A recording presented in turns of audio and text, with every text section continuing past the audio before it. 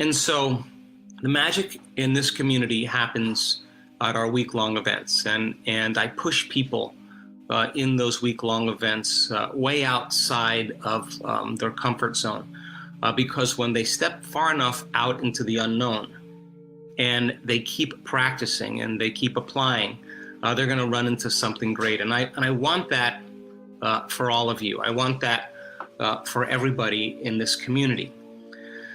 So that means then that doing this work and taking the time out of your busy lives to become an experimenter, to experiment to see if I change the way I think and the way I feel, is it going to begin to produce effects in my life, and then maintain that state, that energetic state, independent of all the conditions in your environment, independent of the conditioning emotionally that keeps you in the past or the expectation of the same future, and independent of certain habits and unconscious programs. That is the process of overcoming.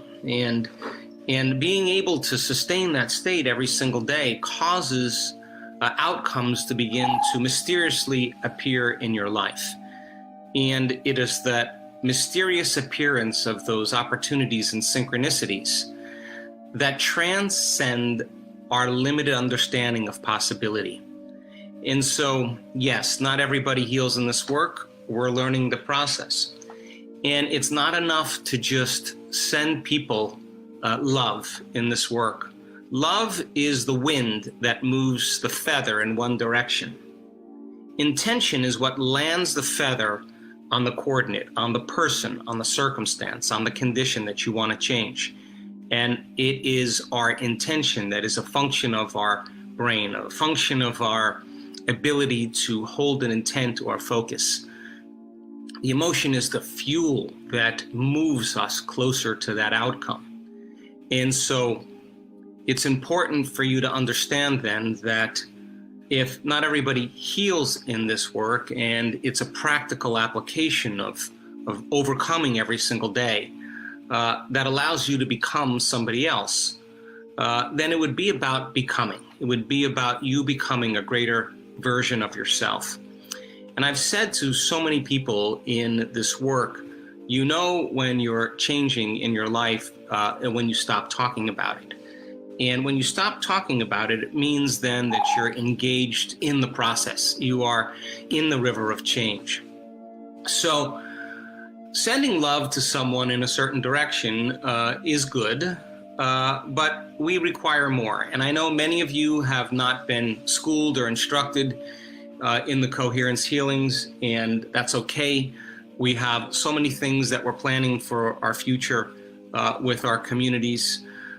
But if you're interested in the coherence healing, or you have somebody that needs a healing, by all means seek out the communities that provide the resources for you to help those people.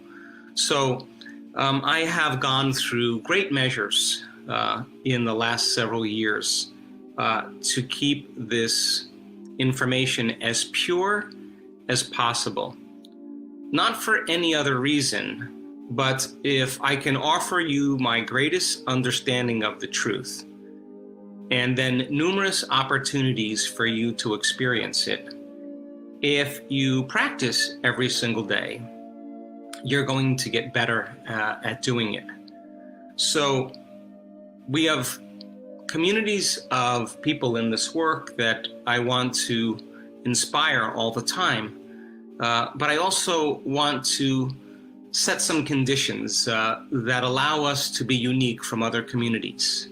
I tell our advanced students, in this place where we can meet, this platform where you can support one another and encourage one another, it's so necessary for us to keep this information pure. It's also really important for us to be unique in a way that we're not complaining about things. Complaining means then, or blaming means then, that someone or something you believe is doing it to you. We want to work at a much higher level. We want to be something different and unique. We want to give people the support that they need in the belief that something is possible for them.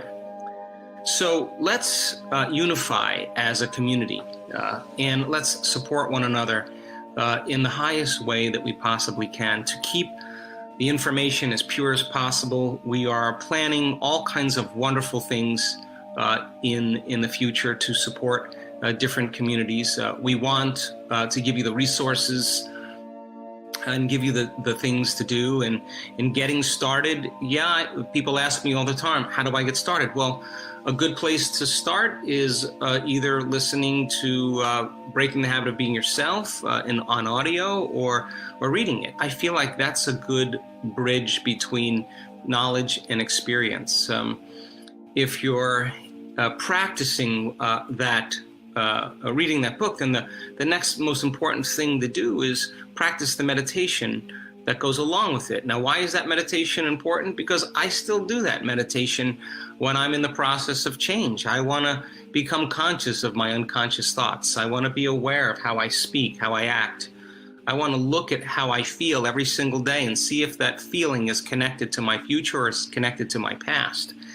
And I want to write all those things down and remind myself to stay so conscious that I don't go unconscious and return back to that old personality that's connected to the same life. And then thinking about thoughts you do want to fire and wire in your brain and have them through repetition with intention and attention. Install the circuits and repeat it enough times so that the hardware becomes more like a software program and you naturally have a new voice in your head that says anything's possible, believe in yourself, you can do this. Instead of I can, it's too hard, I don't feel like it. Those are thoughts of the past. To sit down and decide how you're going to be with your children, how you're going to be in traffic, how you're going to be with coworkers, what would love do, and begin to review and rehearse in your mind how you're going to be. And the act of rehearsing in your mind truly begins to install more neurological hardware. You're reminding yourself and reproducing the same level of mind. Why? So you can step into that footprint in your day and modify your behaviors to produce a different experience.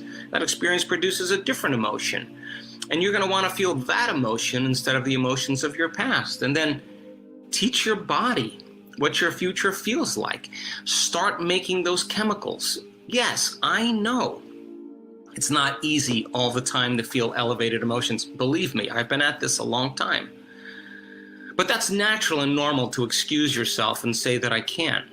But what about the person who can teach their body emotionally what that future will feel like before it happens? And all it means is sitting down and using your imagination and thinking about how you would feel if your dreams came true. Now, if you could feel that emotion before the event occurs in your life, your body's so objective, it's going to believe that that future's happening to you in the present moment.